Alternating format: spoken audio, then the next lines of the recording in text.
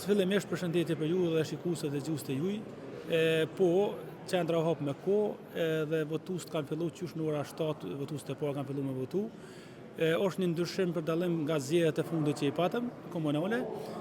Pasi që në zgjedhjet e fundit komunale kena pas 11 dhoma të votimit, kurse tash na ka shtuar një dhomë, i kena gjithsej 12 dhoma të votimit.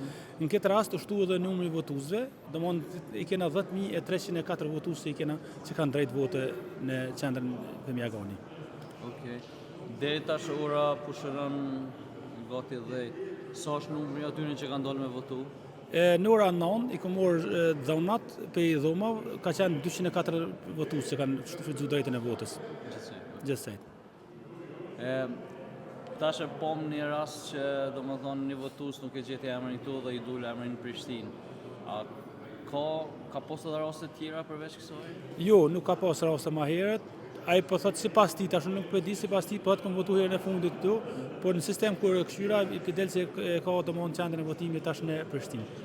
Dhe këta personat që kanë probleme të tilla, a mundin me votu edhe me kusht këtu në klinë? Po, mund me votu me kusht, kush nuk do me shku për shembull tash sikur çifti i tij nëse e pat në Prishtinë, mund me shfrytzu drejtën me votu me kusht. Zakonisht në dy palë zgjedhjet e fundit edhe tash është caktuar vetëm një qendër votimit me kusht, në këtë rast është në shkollën Mota Qiauzi.